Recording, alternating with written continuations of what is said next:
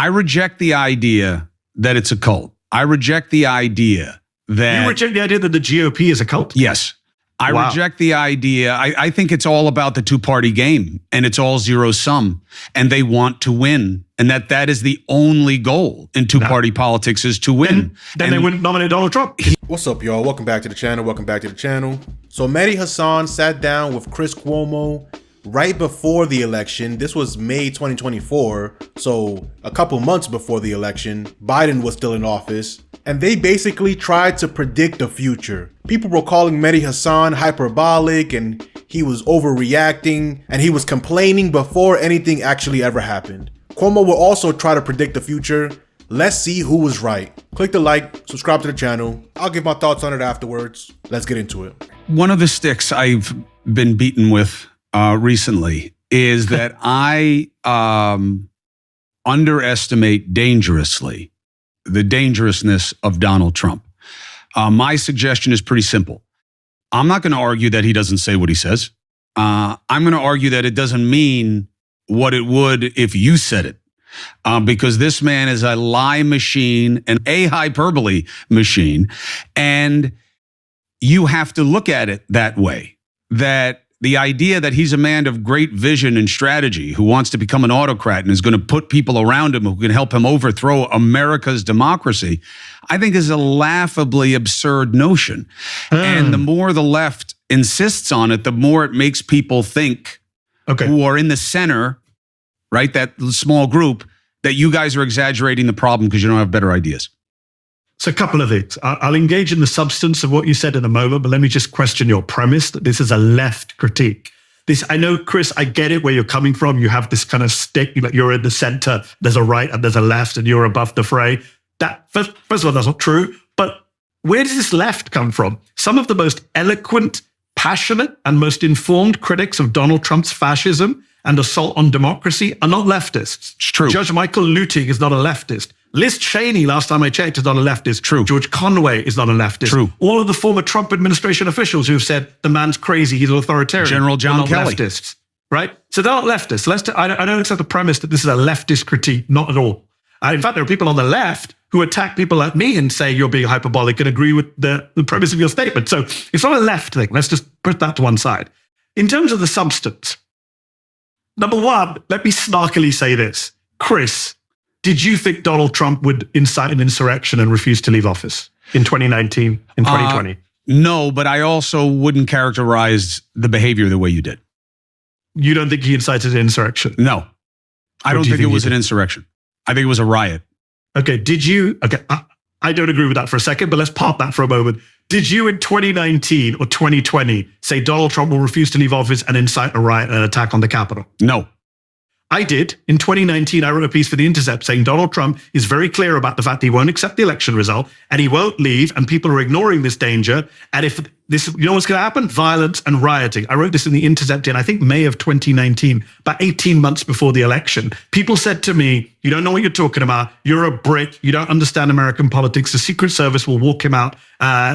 There's no danger here. This is all hyperbole. So my first point, Chris, is forgive me when I hear people say it's hyperbole. I was right then, and they were wrong. So maybe we should have a little bit of humility from the folks who say, calm down. A lot of the calm down folks were completely wrong on January the 6th, 2021. That's my first point. And then in terms of the substance, I mean, he is saying this stuff. I agree with you, Chris. He's a liar. He's an exaggerator. I completely agree. He's not a strategist.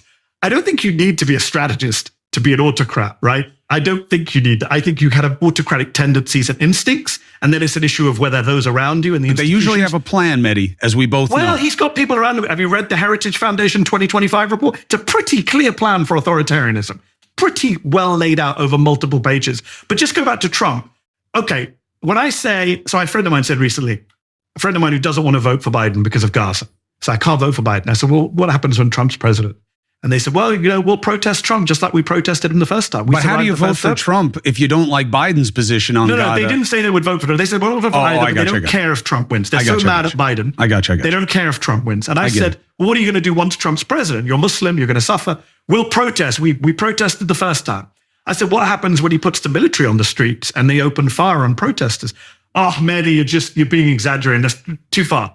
Mark Esper, Chris, a man you know better than I do, just went on MSNBC last week and said, he told me to shoot protesters. I said, we can't do it. Mark Esper won't be there next time. Next time it'll be Kash Patel or General Michael Flynn who'll say, sure, boss, whatever you want. So when you tell me like it's hyperbole exaggeration, it's not. He's already said it. He already gave the order to shoot people. We just got lucky first time around that there were a few half-spined conservatives in his administration who said, no, they won't be there next time, Chris. It'll be Michael Davis. It'll be Michael Flynn. It'll be Kash Patel. It'll be Sebastian Gorka, who will love it.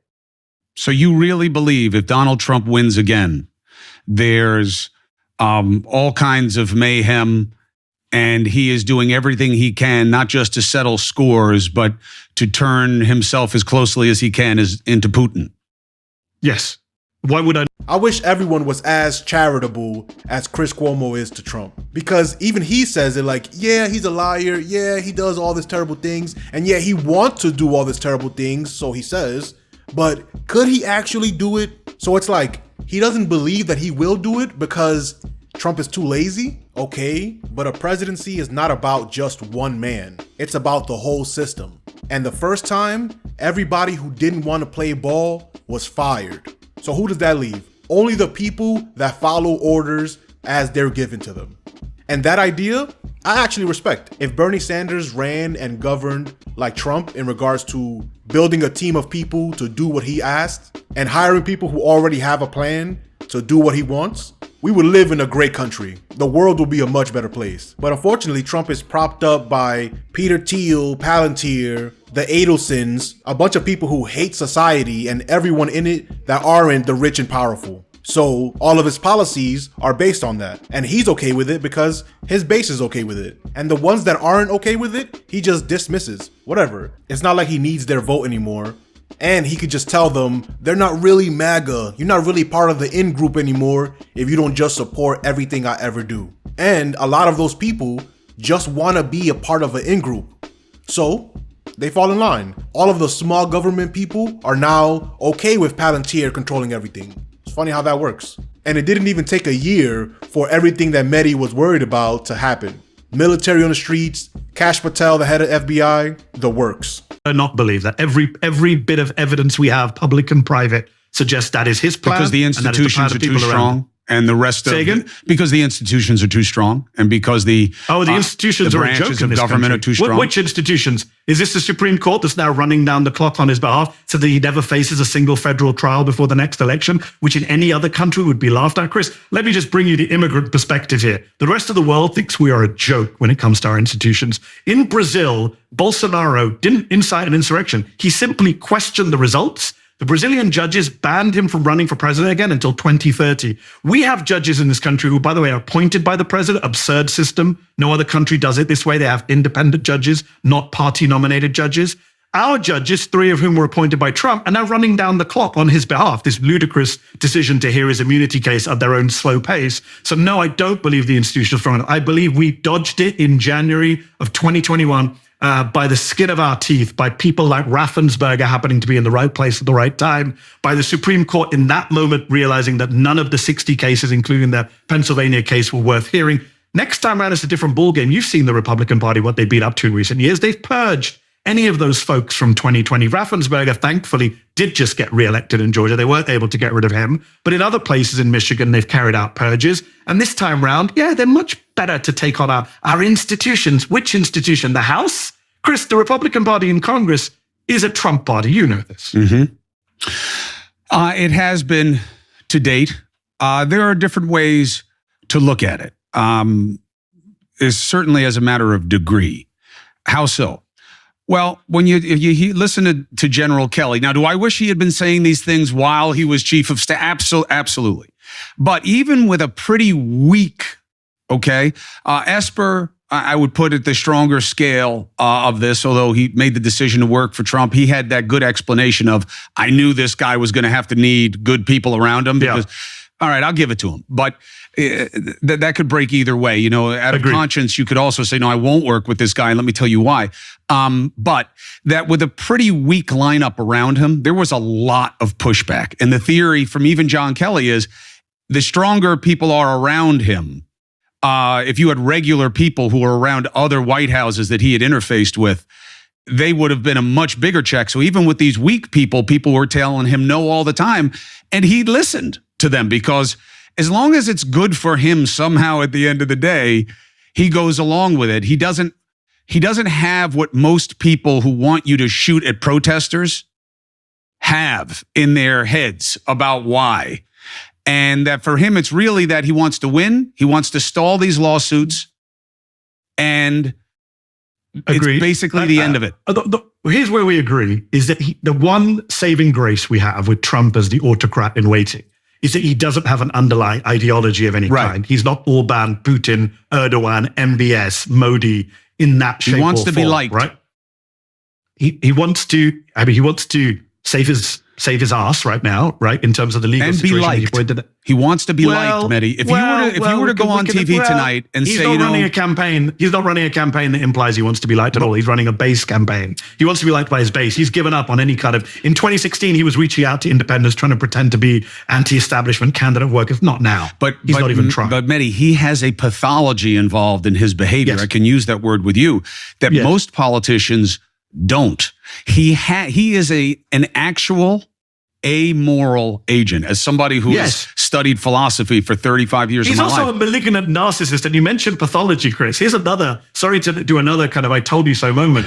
Back in 2018-19, Dr. Bandy Lee of Yale put out a book called The Dangerous Case of Donald Trump. A bunch of psychiatrists analyzed it from different angles.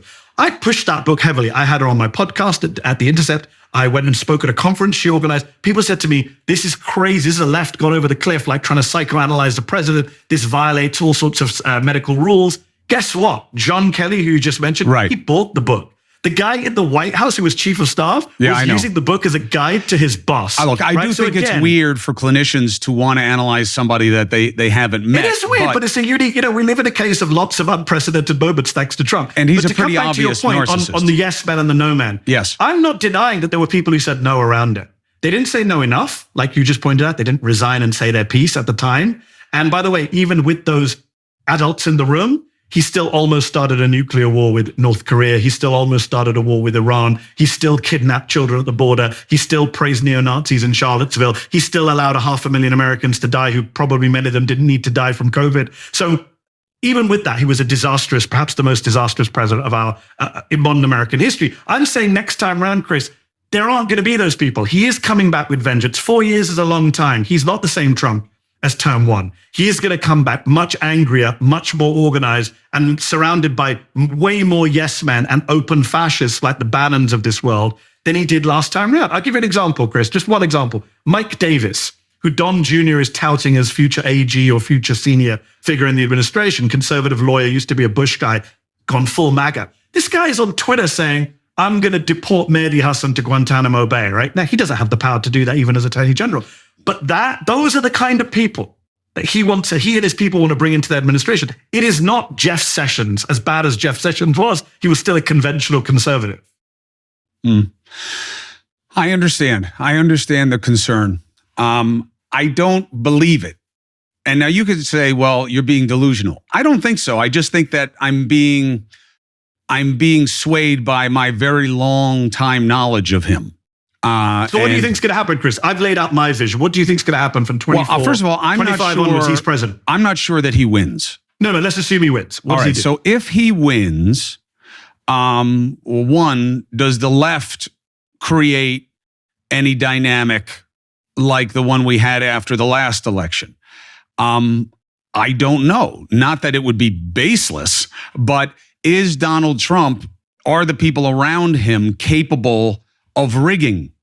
100%. They're capable of it. So what if we get real proof that he rigged the election and that's why he won? I think he's much more likely to rig an election than it is likely that it would be rigged against him. So Agreed. I got to see what happens with that.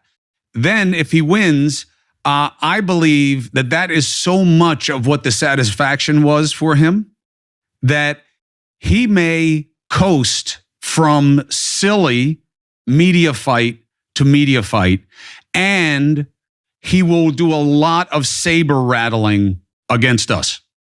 I think that will be his main focus. because the Democrats will all fall in line like every out party does. Unfortunately. What do you think? So 2 questions. What do you think happens to all these freaks around him? The heritage folks, the ideologues, the Bannon. Do you think they just? He has. You don't think they have? You don't think they have real clear plans on the social liberal culture wars front? He is not a heritage. Front? He's not a Heritage Foundation guy. But they're the ones who are going to be. They're the ones pushing. They are pushing whatever kind of agenda things. You want to call. They were very effective with the civil judges. Servants. Yes, deep state stuff, as they call it, which I don't believe in. By the way, bureaucracies definitely have their entrenched issues, but I don't believe in what is called deep state. I believe it's a false negative. But it's projection, right, Chris? They want it to be a deep state that they can then weaponize. The stuff they say about Biden runs the FBI, Biden has nothing to do with the FBI. That's what Trump wants. We know that. You and I both know he would love to have an FBI. Right. I think that's a little bit too clever for them. I think that's. So I'm gonna stop it here. The whole interview or conversation they had was over an hour long. If you have the time, you should go to Cuomo's channel and watch the whole thing, because it's worth really displaying how weak and pathetic the media is in this country. Because even while it's happening, even when there was a test run for 4 years already, he still can't believe that someone would want complete and total power. And then someone who's written papers on it, like Mehdi Hasan, is right in his face telling him, what are you talking about? Chris Cuomo could not believe that someone would want full and total power. It's because he agrees with Trump more than not. It's because, like what Mehdi said, he finds himself above the fray. Everyone to his left is the left, which is not the case, because he's a conservative, but he doesn't want to play the politics game. But it's not a game to everyone actually involved. If it actually affects you, it's not a game. If you're being bombed, politics is not a game. If the prices of groceries affects you, politics is not a game. But to Chris Cuomo, it's just a TV show that he gets to comment on, like basketball. And he does a terrible job commenting on it because he doesn't understand it as reality for millions, billions of people, for everyone else in the world. He doesn't see it as actually consequential. And that's the main problem and what I wanted to focus on in this video. Let me know what you think about all this.